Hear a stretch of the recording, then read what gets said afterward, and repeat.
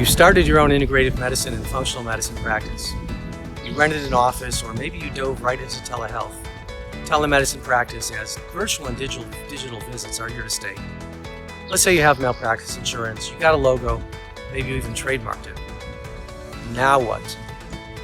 In today's video, we discuss some legal foundations for your integrative and functional medicine telehealth practice. Hi, I'm Michael H. Cohen, founding attorney of Cohen Healthcare Law Group.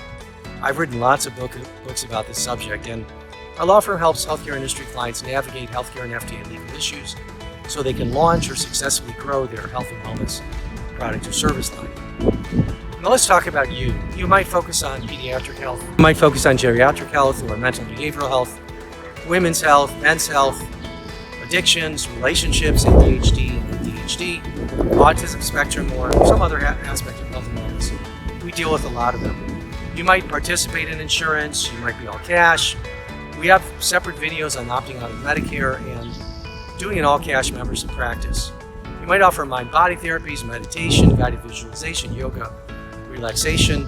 You might be selling dietary supplements, or at least recommending them to patients and providing a portal to a supplement manufacturer.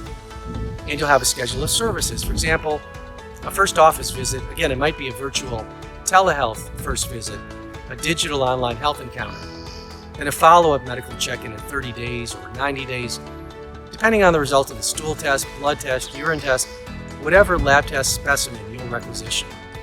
You'll want to offer a set fee for a suite of services to encompass the lab tests, the supplements, the initial and follow-up visit, email, and much more. So there's the basic scenario. What are your key legal concerns, strategies, and legal solutions here? Let's focus on three. So first, you want to explore whether packaging these different services together raises a potential kickback concern, either under federal or state law. We talk on our blog a lot about kickback issues in concierge medicine. We've been tracking these legal developments for a long time.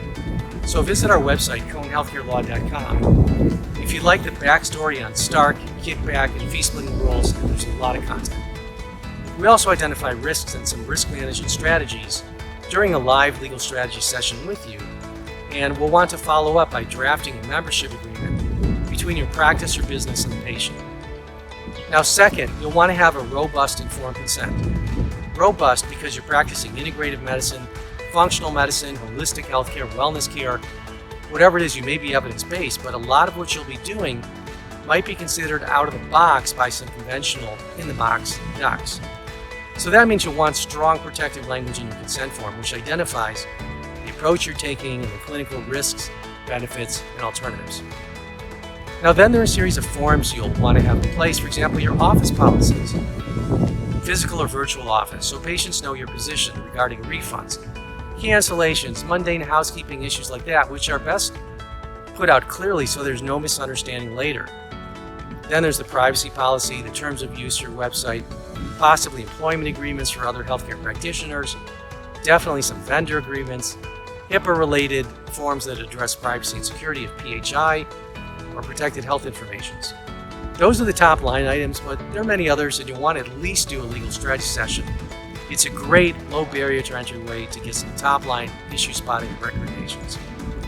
For example, even if you get everything else right, you can get in trouble with healthcare authorities if you don't have a good consent form, if you don't spot the issues, if they say that you are engaged in corporate practice of medicine, if you make inappropriate disclosures of PHI, like right at the get-go, these things can just tank your business. So we really want to push you in the position early on to map out some foundational legal strategy.